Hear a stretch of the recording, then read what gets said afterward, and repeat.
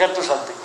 এই যে হিন্দু মনতা আওয়ামী লীগের, এটা কিন্তু আজকের না, এরা জন্মগতভাবে ফ্যাসিস্ট। এই জন্য বললাম জন্মগতভাবে ফ্যাসিস্ট। মৌলানা ভাসানী এই দলটা তৈরি করছিল, কিন্তু মৌলানা ভাসানী থাকতে পারেনি। উনি যখন রূপমহল সিনেমা হলে ন্যাশনাল আওয়ামী পার্টি করলেন, সেদিন ওই আওয়ামী লীগ কিন্তু মৌলানা ভাসানীকে দৌড়া দিতেছিল। তার মানে ওরা ছাড়া আর কেউ মানুষ না, ওরাই একমাত্র মানুষ। এইটাই হলো আওয়ামী লীগ। তার ফলশ্রুতিতে কি হয়, যখনই ওদের পতন হয় তখনই ওরা হাওয়া হয়ে যায়। এই দেখেন, যদি আপনারা ৭৫ সালে দেখেন, যদি 15 আগস্টের মধ্যরাত পর্যন্ত গাছের পাতা পর্যন্ত আওয়ামী লীগ ছিল। যেই সকালবেলা খবর হলো শেখ মুজিবুর রহমান সাহেব নিহত হয়েছেন, কোথায় হাওয়া হয়ে গেল কেউ খুঁজে পেল না। আবার যদি তারও পিছনে যাই আমি, ৭১ সালে জনগণ মহা উৎসাহে তাদেরকে ভোট দিয়ে তাদেরকে নির্বাচিত করে একেবারে জনগণের হৃদয় নিংড়ানো যত ভোট আছে ওদের হাতে আরো থাকলে আরো ভোট দিত, দিয়ে তাদেরকে নির্বাচিত করেছিল। একটু সরো, তুমি কথাটা লেগে যাচ্ছে আমার গাও। তারপরে ক্ষমতা দেওয়ার জন্য আলোচনা সমঝোতা অনেক কিছু করেছে। 27 মার্চ চলে গেছে, বলে 27 মার্চে নাকি স্বাধীনতার ঘোষণা হয়েছে। 27 মার্চে যদি স্বাধীনতার ঘোষণা হয় তাহলে তো বাংলাদেশের জন্ম সেদিন হওয়ার কথা। তো তারপরে আবার এই 11-এর সাথে কি দরবার করা হয়েছিল।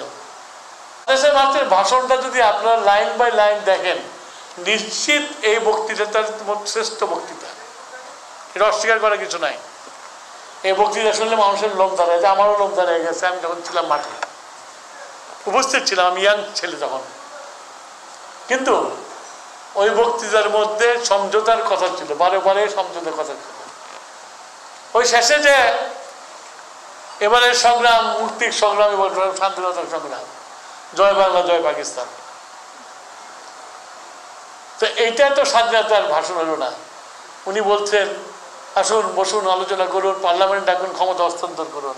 এটা কি স্বাধীনতার ঘোষণা? ওনার বক্তৃতা বলছেন আর্মি ভাইরা তোমরা আমার ভাই, বেড়াকে ফেরত যাও। আবার বলতেছে একটা গুলি চললে তাকে ক্ষমা করা হবে না।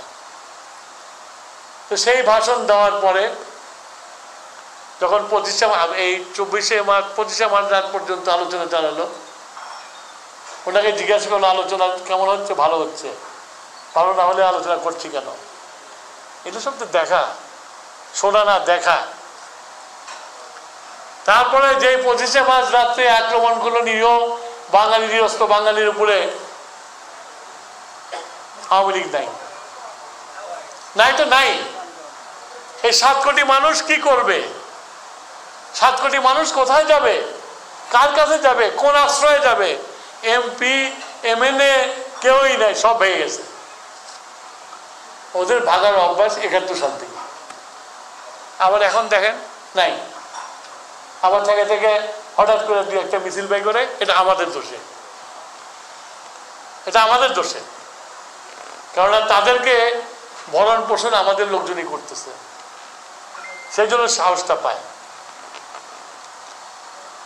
তো সেই আওয়ামী লীগ আমার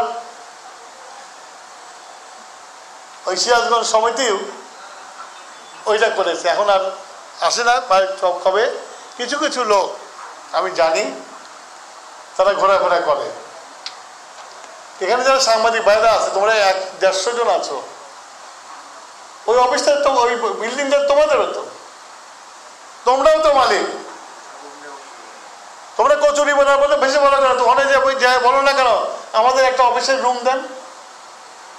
সিরাজগঞ্জ সমিতির বিল্ডিং এ সিরাজগঞ্জ সাংবাদিক সমিতির অফিস হবে, এটাই তো বাস্তব। কিন্তু সেই জিনিসটা তোমাদের মধ্যে নাই। এটা যদি নোয়াখালী সমিতি হতো নোয়াখালী সমিতির সামাজিক সমিতির অফিস ওইখানেই হইতো।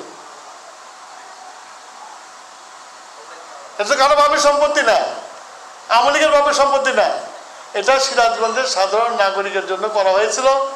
এমন আমি করেছিলাম যে উপরে হোস্টেল থাকবে, যারা লেখাপড়া করতে আসছে হল পায় নাই, সিট পায় নাই, তারা স্বল্প পয়সায় কয়েকদিন থাকবে, হল সিট পেলে চলে যাবে, সেটাও নাই।